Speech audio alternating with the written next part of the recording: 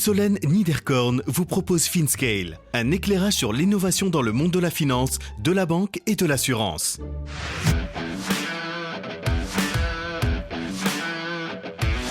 L'expert en crypto-données qui cartonne. Ambre Soubiran, CEO de Kaiko.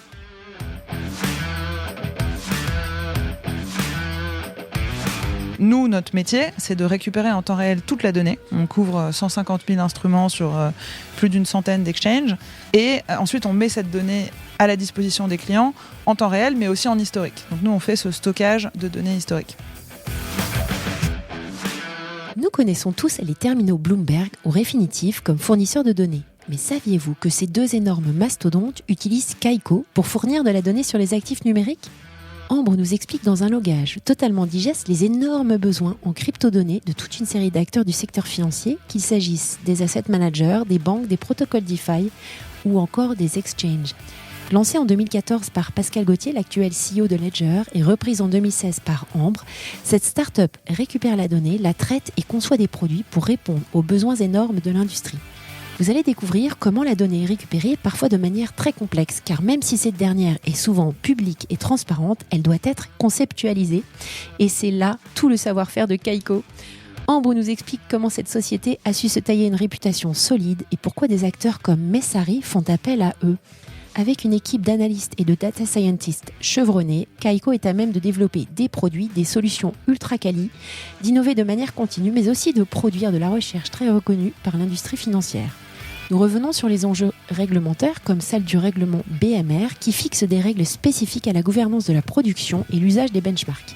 Enfin, Ambre nous donne des éléments de compréhension sur la distinction entre les blockchains publiques et privées et revient sur des initiatives comme le consortium R3 dont vous avez probablement déjà entendu parler. Bonne écoute à tous.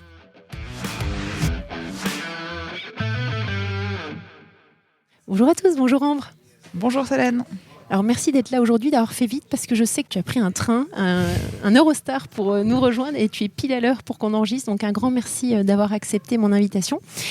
Est-ce que tu pourrais te présenter aux auditeurs et nous expliquer comment tu es passé de la finance de marché à blockchain? Parce que c'est pas immédiat comme move. Oui, tout à fait. Alors, donc je m'appelle Ambre Soubiran, je suis la CEO d'une start-up qui s'appelle Kaiko, qui est le leader aujourd'hui dans les données financières dans l'écosystème de la blockchain. Okay. Effectivement, avant ça, j'ai passé 10 ans en finance de marché où je faisais de la structuration de dérivés actions chez HSBC, à Paris puis à Londres. En revanche, je suis mathématicienne de formation et je me suis toujours intéressée au sujet autour des nouvelles technologies, particulièrement dans 3 industries que sont la finance, la santé et la nourriture. Voilà, c'est surprenant. Voilà. Et avec ces 3 centres d'intérêt, un jour, je suis tombée sur le white paper de Bitcoin, donc qui est le papier qui présente le concept de Bitcoin. J'ai trouvé ça intéressant. Je suis allée à des meet-up à Londres. Donc à l'époque, j'étais encore chez HSBC. Et ce que j'ai trouvé assez fascinant quand je me suis documentée sur Bitcoin, c'était ce que ça représentait en tant que technologie dans la manière dont on pouvait en fait gérer de manière hyper sécurisée et décentralisée des bases de données. Ça, c'était vraiment le premier intérêt. Donc j'étais moins nativement intéressée par l'aspect monnaie. Mais vraiment par cet aspect, on a une manière sécurisée de prouver qu'on détient quelque chose sans vraiment avoir besoin d'un tiers de confiance. Ça, je trouvais ça fascinant. Ensuite, Ethereum est arrivé et là, j'ai trouvé ça encore plus intéressant puisque ce n'était pas juste des données qu'on pouvait représenter, mais on pouvait de manière décentralisée et sécurisée exercer du code en fait. Et ce code, quand on a fait beaucoup de finance de marché, on associe assez rapidement code et contrat financier.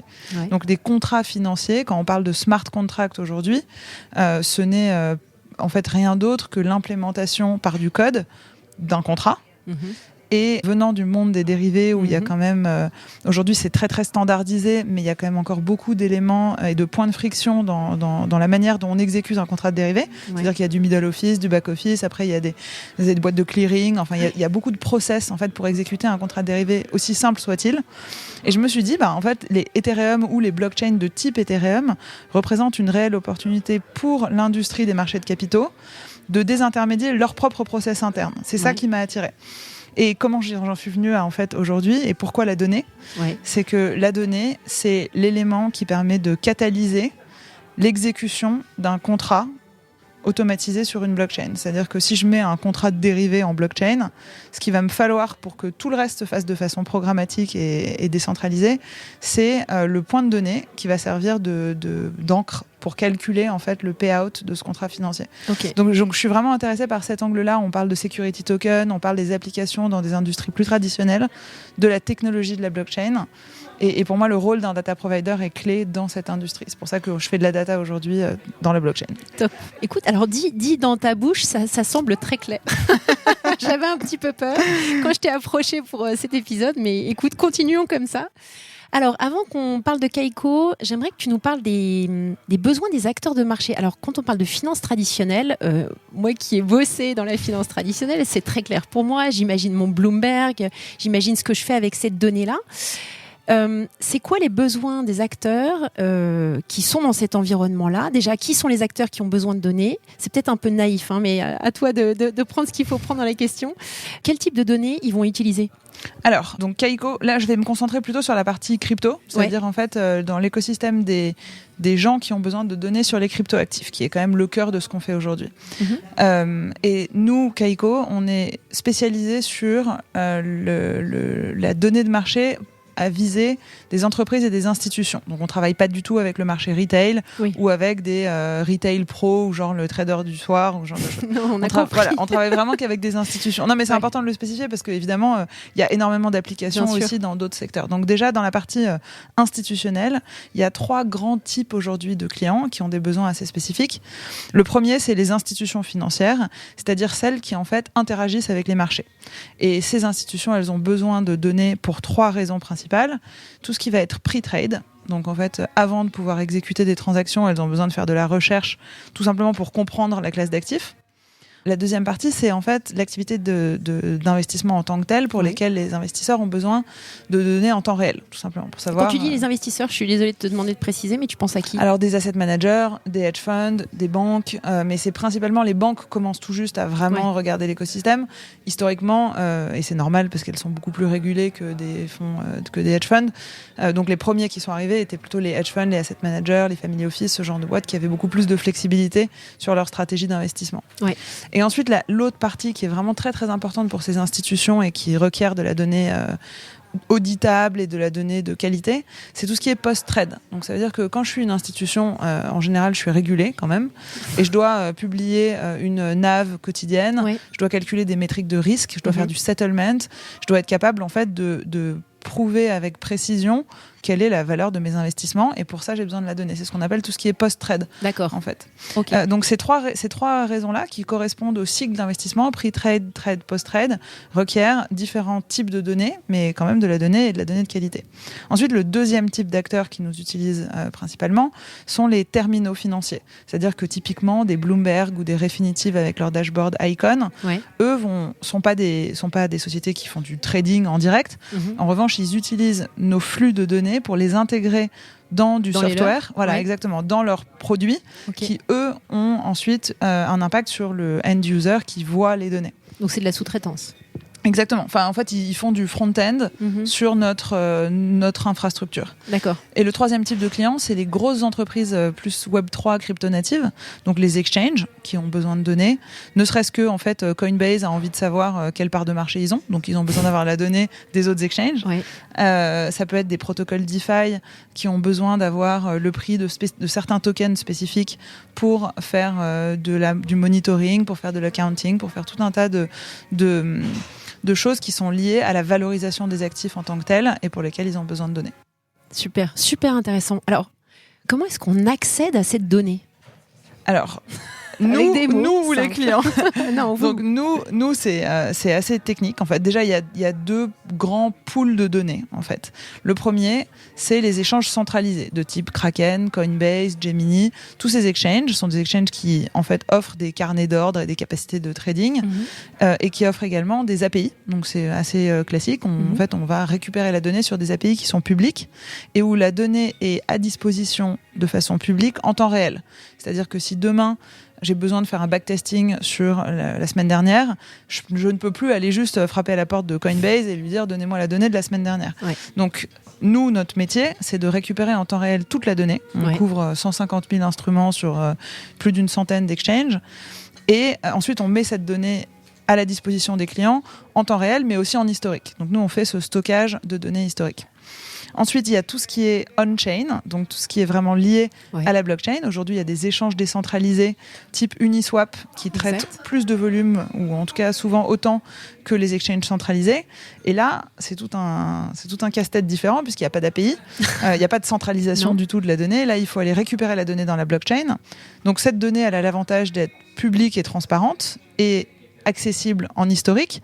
En revanche, il faut pouvoir contextualiser la donnée. Et contextualiser la donnée de la blockchain, c'est assez compliqué. Ce qu'on voit dans un bloc... Oui, sachant qu'il n'y a pas qu'une blockchain. Oui, voilà. Alors déjà, il faut faire tourner des nœuds des différentes blockchains. Ensuite, il faut être capable de donc, lire la donnée des blocs. Et ensuite, il faut être capable de la contextualiser. C'est-à-dire que moi, ce que je vois dans la blockchain, c'est Solène a reçu 0,3 Ether. Bon, c'est super. Mais ça me dit pas c'était lié à une transaction qui a eu lieu sur Uniswap ou c'est le paiement d'un intérêt sur un protocole de lending type Curve. Enfin, ensuite, il faut être capable de pouvoir voir l'historique de cette transaction, d'où elle sort, et être capable de modéliser les protocoles DeFi pour donner du sens à la donnée de la blockchain. Et ça, c'est la partie qui est un peu technique, qui requiert de l'intelligence et de la modélisation. Et c'est des choses qu'on est aujourd'hui en train de breveter, quoi. Notre modélisation de protocole, c'est des trucs qu'on brevette. Donc la manière dont on récupère la donnée, nous, auprès de l'industrie, est assez fragmentée et complexe. Et ensuite, la manière dont on l'expose, ben ça, on essaye de le faire de la manière la plus simple possible pour que nos clients puissent la consommer. Donc, c'est des API, des fichiers plats. Et on a lancé un truc qu'on appelle Kaiko Stream, qui est un protocole de streaming en temps réel, avec des SDK où l'intégration est assez simple. Et c'est ça que nos clients utilisent le plus. Alors, question subsidiaire, quelle est la puissance de calcul qui est nécessaire pour vous ? J'imagine que ça doit être... massif, non ? Alors oui, et te donner des chiffres sur les CPU et les terabits de données, etc., je vais pas être la mieux placée. Mais oui, et ce qui est intéressant, c'est qu'en fait, là je suis en plein dans la réalisation de nos budgets, de nos BP, etc., pour une prochaine levée de fonds. Et donc, je regarde beaucoup notre histoire de marge opérationnelle et de structure de coûts. Et en fait, effectivement, 90% de nos coûts sont liés à la récupération, la standardisation et la création de produits de données. C'est-à-dire que le gros en fait de ce qu'on fait d'un point de vue technique, c'est d'utiliser énormément de puissance de calcul de façon à récupérer toute cette donnée déjà. Donc on se retrouve avec des data lakes énormes de données brutes non contextualisées, non standardisées. Et ensuite on transforme cette donnée en produit de données. Et ça, c'est la partie qui est la plus énergivore et la plus, même en termes de coût, ce qui nous coûte le plus cher. Ensuite, cette donnée, on l'expose.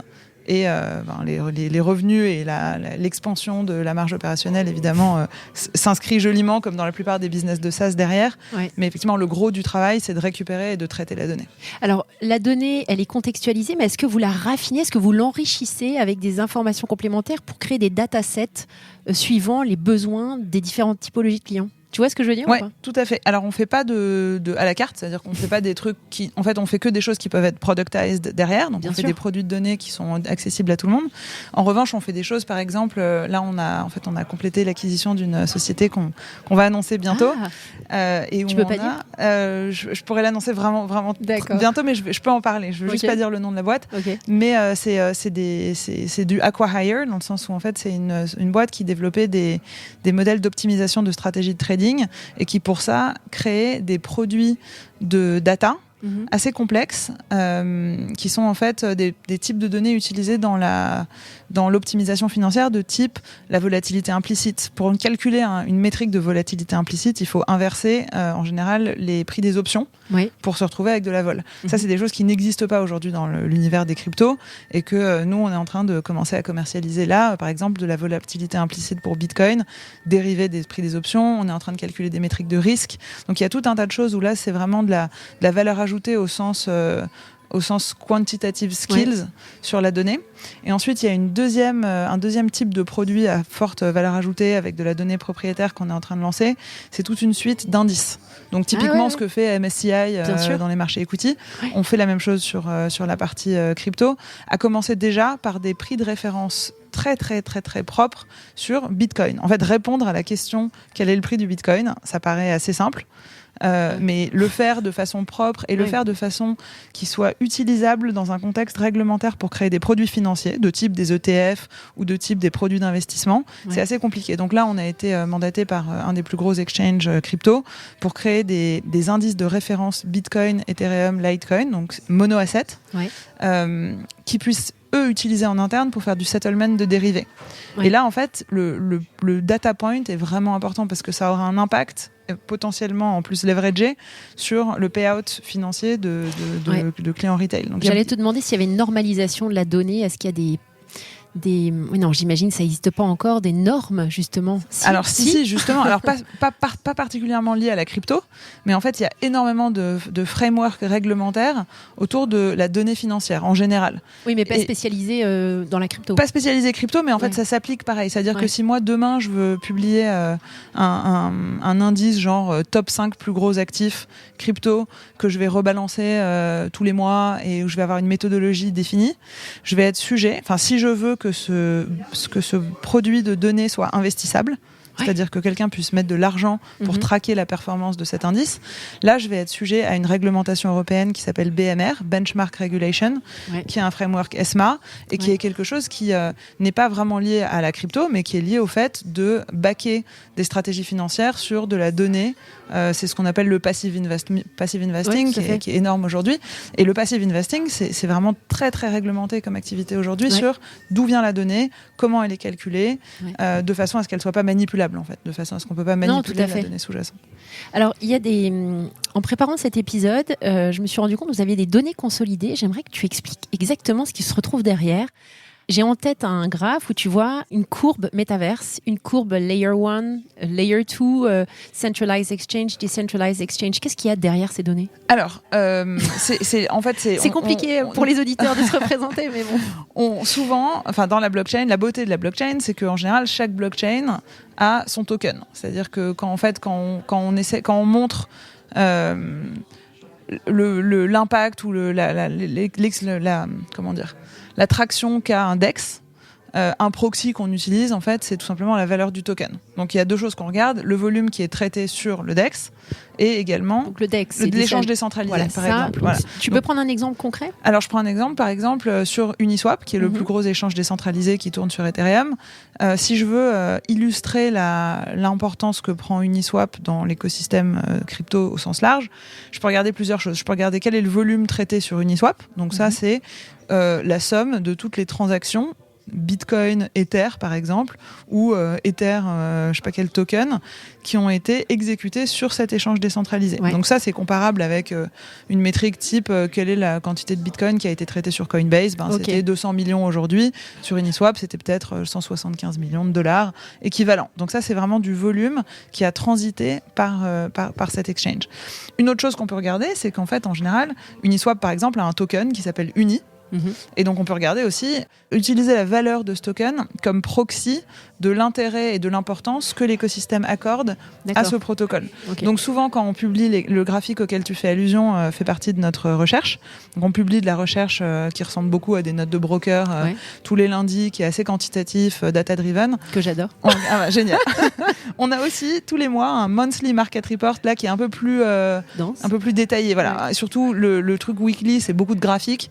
Le truc monthly, on fait vraiment des commentaires et on analyse les choses un peu plus en profondeur.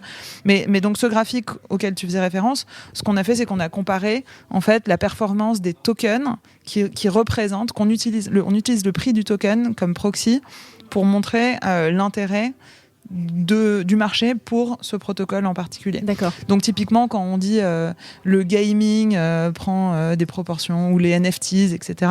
Ce qu'on va regarder, c'est en fait le prix des tokens. Donc en consolidé, tu consolides. Exactement. Nous, comme on suit tous les tokens, les prix de tous les tokens, on va consolider par type de catégorie de tokens et ensuite on va faire des graphiques où on va montrer les performances relatives des différents groupes de tokens les uns par rapport aux autres. Top. Alors, toi qui viens de la finance traditionnelle, voilà, avec ces quelques années maintenant que tu as passé chez Kaiko, en quoi tu penses que la blockchain et toute cette finance digitale bouleverse l'infrastructure des marchés traditionnels et le modus operandi des investisseurs, si on parle par exemple des asset managers? J'adore cette question parce que c'est vraiment ça. On revient à ma petite présentation en intro. C'est vraiment ma vision, moi, pour Kaiko. Et d'ailleurs, pour Kaiko en particulier, puisque c'est ma boîte et c'est ce service qu'on veut rendre à l'industrie, mais ça s'inscrit dans la transformation en profondeur d'une finance traditionnelle.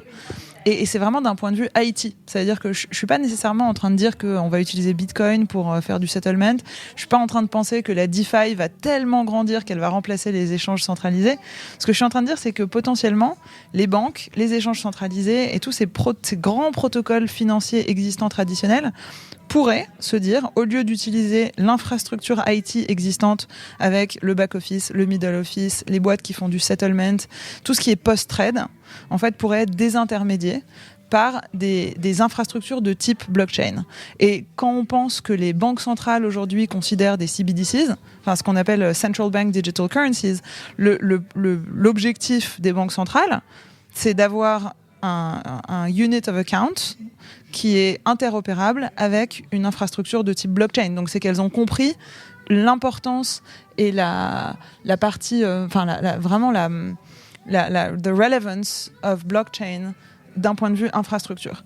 Et aujourd'hui, il y a énormément de grandes initiatives privées, donc R3 en est une, qui sont en train de... Je pense que tu peux préciser. Si tu veux. R3, c'est un consortium, en fait, d'une, je sais pas, il y en a beaucoup aujourd'hui, mais à l'origine, il y avait une quinzaine de banques qui se sont mises autour d'une table en disant, OK, comment est-ce qu'on peut repenser notre infrastructure de marché, nos systèmes opérationnels, et comment est-ce qu'on peut concevoir ça autour de blockchain privées. Oui. Donc la différence entre une blockchain publique et une blockchain privée, Ethereum, Bitcoin, etc., sont des blockchains publiques sur lesquelles n'importe qui peut en fait participer au réseau, créer un nœud et interagir. Ouais.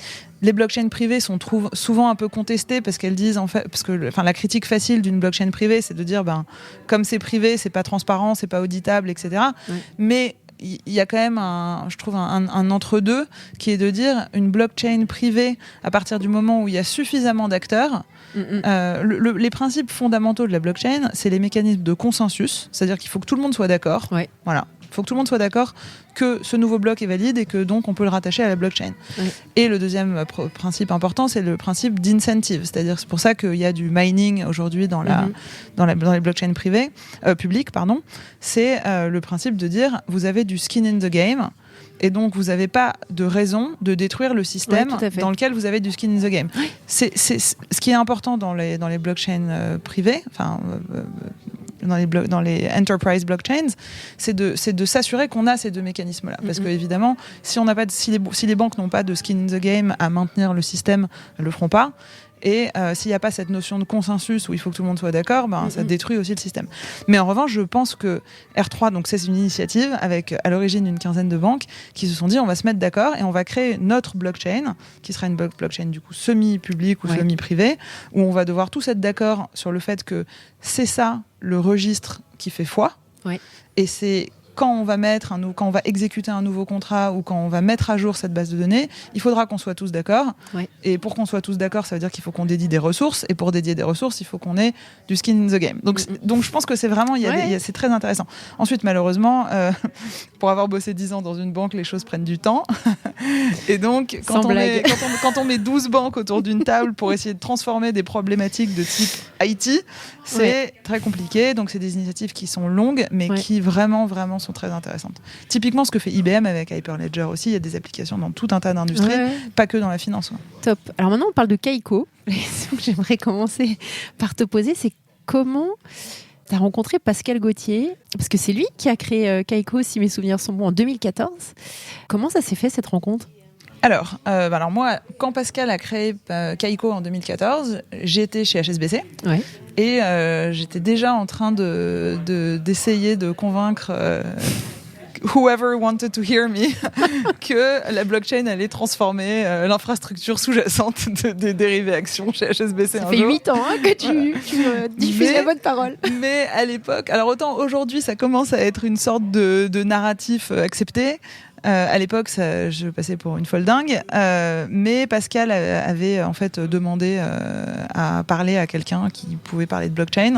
Et c'est comme ça que je l'ai rencontré. Donc je l'ai rencontré à Londres dans le contexte du boulot, parce que lui, il avait monté une boîte de data qui s'intéressait à la blockchain et qui voulait parler à des banquiers, et que moi, j'étais pseudo Madame Blockchain, quoi. Donc c'est comme ça qu'on s'est rencontrés. J'adore. Il se trouve que c'était effectivement mi-2014. C'était mi-2014 à un moment où en fait il y avait quand même assez peu de gens qui étaient convaincus de tout ce qu'on vient de dire. Ouais. Et on s'est très bien entendu. Et en étant les irréductibles convaincus de tout ça, on s'est très bien entendu. Il m'a expliqué ce qu'il voulait faire avec Kaiko. J'ai complètement adhéré au projet, sauf que étant de l'autre côté de la barrière, à savoir côté banque, et lui il voulait vendre à des banques, je pense que j'étais assez lucide sur le fait que c'était un petit peu tôt, et que c'était pas demain la veille non plus que les institutions allaient se ruer sur l'achat de bases de données sur les prix du Bitcoin en Asie.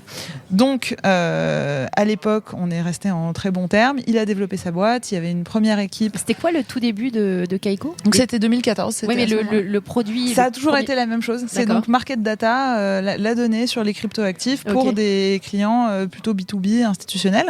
Quel visionnaire quand même. Voilà, il a été ultra visionnaire. Non mais honnêtement, il a été assez visionnaire et juste il n'y avait pas de marché, quoi. À l'époque, franchement, en 2014, il y avait moi-même qui avais acheté de la crypto. J'ai pas fait un backtesting, j'ai pas acheté de la donnée historique pour m'assurer que j'achetais au meilleur prix voilà, c'était un autre monde, c'était un monde très très retail, avec des gens qui étaient convaincus par des fondamentaux mais qui n'étaient pas du tout à l'époque drivés par des analyses quantitatives qui requéraient de la donnée. Tout à fait. Donc en 2014, donc 2015-2016, la boîte, ils ont développé la techno de la boîte et ils ont collecté énormément de données, mais il n'y avait pas de clients. À combien ils étaient ? En nombre d'effectifs ? Ils étaient, je crois, un peu moins d'une dizaine d'employés. C'était petit, hein. Donc c'était petit, mais c'était pour une start-up où il n'y avait pas encore de marché, c'était ambitieux quand même. Et en 2016, il s'est passé plusieurs choses. Moi, j'ai quitté HSBC.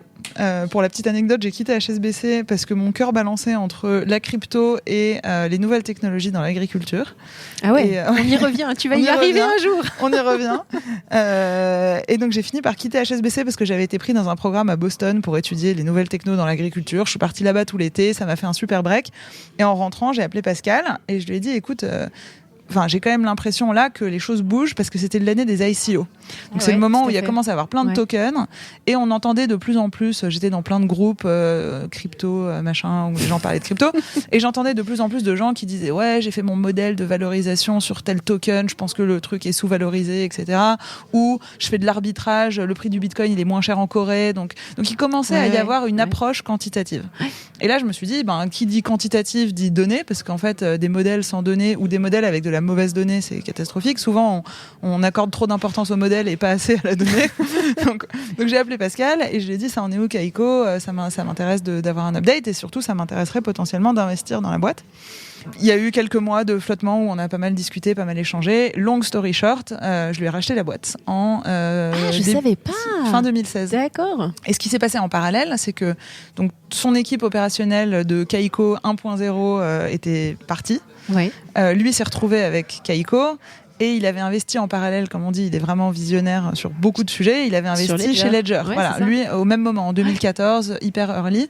Ledger avait beaucoup plus déjà décollé, étant un produit qui était initialement retail. Donc en fait, tous les gens qui avaient acheté du Bitcoin achetaient des clés Ledger, mais ils n'achetaient pas encore de data. Donc Ledger a décollé, Kaiko était un peu en retard. Et Ledger, Pascal tout simplement a rejoint Ledger. Il m'a dit voilà, moi je peux plus m'occuper d'un point de vue opérationnel de Kaiko. Je lui ai fait une offre pour lui racheter Kaiko, ce qu'on a fait, et j'ai rejoint Kaiko et il a rejoint Ledger. Donc il est encore au board aujourd'hui et il est super helpful, mais il est pas du tout opérationnel depuis ce jour-là dans Kaiko. Super histoire. Alors il y a déjà beaucoup de choses que tu as creusées en première partie de la discussion. J'aimerais quand même que tu fasses un inventaire, parce que tu as brièvement parlé des produits, des solutions que vous proposiez. Est-ce que tu pourrais revenir dessus et si possible, identifier pour les uns les autres des use cases? Alors, je pense à Messari qui vous utilise ou encore Shrimpy. Est-ce que tu peux identifier quelques use cases pour illustrer ces différents produits? Bien sûr. Alors, le produit le plus, je dirais, le plus brut, ça va être une transaction. en fait. Moi, demain, si je vais sur... moi, j'utilise Kraken, personnellement. Si demain, je vais sur Kraken et que je veux acheter un Bitcoin, je vais placer un ordre qui va rentrer dans ce qu'on appelle le carnet d'ordre. Donc j'ai un ordre d'achat pour un Bitcoin qui va rentrer dans le carnet d'ordre et je vais pouvoir définir un prix. Je sais pas, aujourd'hui le prix peut-être c'est 35 000 € ou 35 000 $. Donc je place cet ordre d'achat. Cet ordre d'achat est placé dans un carnet d'ordre et il va être matché avec une transaction d'un ordre vendeur. Le matching de ces deux transactions vont créer une transaction. Et cette transaction, elle aura lieu à un moment très précis, typiquement mercredi 9 mars à 22h53, oui. Avec une précision vraiment de l'ordre de la nanoseconde. Et cette transaction, elle va avoir un certain type de métadata, donc le prix, le volume, le sens de la transaction, oui. Le timestamp, donc le moment à laquelle ça a été exécuté, etc. Oui. Des transactions comme ça, il y en a des centaines de millions partout dans le monde, toute la journée. Donc, cette donnée, typiquement, transaction par transaction, on est capable de la fournir à des clients. Donc un client qui fait du backtesting ou qui a une stratégie vraiment, c'est pas high frequency, mais quelqu'un qui a une stratégie très active, oui. va avoir besoin de cette information très granulaire, transaction oui. par transaction. Ça, c'est un type de produit. En revanche, Messari, par exemple, Messari, pour information ou pour rappel, c'est un site internet qui fournit énormément de données de qualité. Ils font un peu un terminal, un peu à la Bloomberg, ouais. avec toute l'information financière sur les cryptoactifs, mais aussi des news. Et eux, évidemment, ils ont pas envie sur leur graphique d'avoir des centaines de millions de transactions, de data points par jour. Ça serait horriblement long à charger.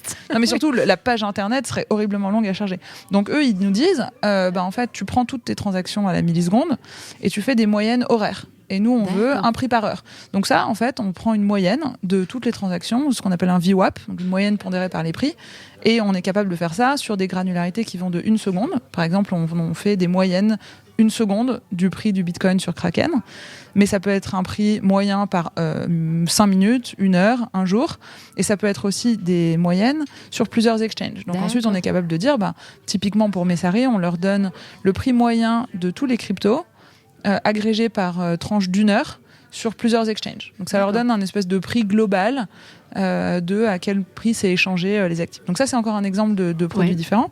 Et ensuite, je parlais tout à l'heure des trucs genre par exemple volatilité implicite, value at risk. Après, c'est des métriques assez techniques, mais qui sont très utilisées dans l'analyse technique de marché financier. Top. Votre stratégie de go-to-market, alors on le sait toutes les deux dans les grands groupes, qu'il s'agit de groupes bancaires, sociétés de gestion ou autres, les processus décisionnels sont parfois un peu complexes. Du coup, concrètement, qu'est-ce que vous avez fait ces dernières années et vos objectifs pour aller chercher des clients, c'est quoi ? Alors, c'est vraiment la question du moment, donc je suis ravie qu'on en parle. Historiquement, chaque euro gagné et chaque euro levé, je l'ai investi dans le tech et le produit. La tech et le produit. C'est vraiment uniquement depuis 6 mois qu'on a fait un gros focus sales and marketing et qu'on est en train de mettre en place tout notre go-to-market. Aujourd'hui, on est quand même sur un marché qui a besoin de notre produit. Donc on a de la chance, on a 100% d'inbound aujourd'hui. Ce qui est à la fois, voilà, à la fois c'est de la chance et en même temps, j'avais une petite force commerciale complètement débordée par de l'inbound. Donc là, on est vraiment dans une année pivot en 2022 où on investit énormément sur sales et marketing. Ouais. On est passé de 3 commerciaux à 12 commerciaux, donc on a multiplié par 4 la taille de l'équipe. On a 4 directeurs à New York, 2 à Londres, 2 à Paris et 2 à Singapour. Donc on est vraiment en train de développer cette puissance commerciale. On a embauché quelqu'un pour s'occuper des events, quelqu'un pour s'occuper du marketing. On bosse avec une boîte de PR. Donc c'est vraiment cette année où aujourd'hui on est dans une position où on a le meilleur produit. C'est cool. Enfin c'est cool, c'est génial. On a une super bonne réputation. On a 125 clients aujourd'hui, donc c'est pas énorme. Sauf que le marché adressable, ça dépend de la taille des clients. Oui, non, on a 125 gros clients. Voilà. Ouais. Et d'ailleurs, on n'a pas trop parlé de chiffres et tout, mais on a triplé notre chiffre d'affaires l'année dernière. On va le tripler cette année. Ça va plutôt bien. Mais le problème, c'est qu'on c'est 100% d'inbound et 125 clients, c'est à la fois beaucoup et pas beaucoup. Et notre gros bottleneck aujourd'hui, notre goulot d'étranglement, pour le dire en français, c'est notre force commerciale. Donc là, maintenant, il faut qu'on arrive à faire beaucoup plus d'outbound. Et maintenant qu'on a un produit qui tourne, et aujourd'hui, en fait, Messari, typiquement, ils utilisent que nous pour faire le back-end d'un site internet qui tourne 24 heures sur 24. On a un produit qui marche. On est le fournisseur de Bloomberg, on est le fournisseur de Refinitiv, on est le fournisseur de Fidelity. T'entends ce que tu dis? On a des super clients qui n'utilisent en plus que nous. Donc en fait, c'est pas un problème de produit. Non, aujourd'hui, c'est un problème de go-to-market. C'est comment on fait maintenant pour que tout le monde sache qu'on existe, parce qu'il y a encore trop de gens qui savent pas qu'on existe, et comment on fait pour en fait scaler notre client base. Donc c'est vraiment le gros truc. Donc ça passe par gros investissement dans le recrutement de gens qualifiés. D'ailleurs, tous nos directeurs viennent de boîtes de données financières traditionnelles. C'est l'upskill sur je sais vendre de la market data financière et j'apprends la crypto est beaucoup plus rapide que je fais du Web3 et je vais apprendre à vendre de la data. Ouais, tout à fait. Donc on cherche plutôt des profils, et moi c'est mon background de toute façon, donc mon réseau est aussi là-dedans. On a plutôt embauché des gens qui viennent de l'industrie de la donnée financière traditionnelle et que, en fait, qui ont un intérêt ou une appétence pour la crypto. Mais c'est vrai qu'on a des profils en fait assez classiques qui viennent de chez Bloomberg, de chez Markit, de ce genre de boîte. Top. Alors, j'aimerais que tu nous parles tu en as un peu parlé, mais j'aimerais que tu approfondisses sur l'équipe de recherche, parce que vous avez des rapports qui sont, moi, je trouve, très pertinents, bien conçus. Elle a quoi comme objectif, cette équipe ? Alors aujourd'hui, c'est vraiment pour nous, ça fait un peu partie du push sur le go-to-market aussi, puisque c'est vraiment du positionnement. Je veux pas comparer recherche et marketing parce que c'est quand même du vrai contenu. On a aujourd'hui 4 analystes full-time qui font beaucoup de recherches fondamentales sur les marchés, mais c'est pas du tout quelque chose qu'on monétise ou qu'on compte dans nos produits. Donc en fait, la recherche aujourd'hui, contrairement à d'ailleurs dans beaucoup d'industries traditionnelles, elle est gratuite en plus. Voilà, elle est gratuite. Pourquoi ? Parce qu'en fait, elle est quand même assez technique. Donc en général, on n'a pas de retail qui lise notre recherche. Ça nous permet de créer notre marque auprès de notre marché adressable. Ça nous permet d'avoir aussi quand même pas mal d'impact sur les médias traditionnels financiers. Là, on a publié un rapport sur l'impact sur les marchés crypto de la crise ukrainienne.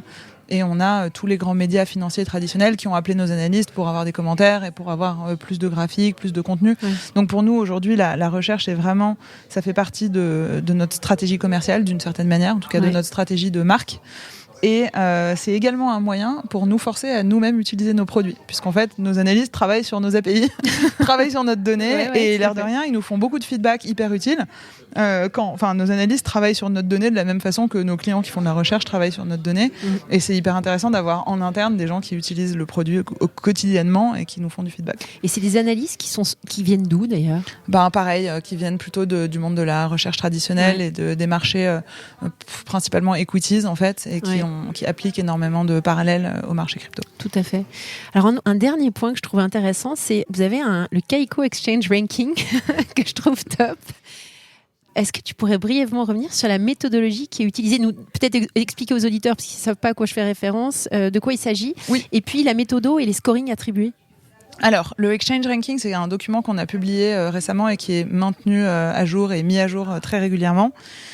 La raison, historiquement, j'ai toujours essayé d'être assez market neutral, disons, et de ne pas prendre de position en disant ce token est bien, cet exchange est bien, etc. Parce que, en fait, je trouve que la boîte d'un data provider, c'est de fournir de l'information objective et pas de prendre position.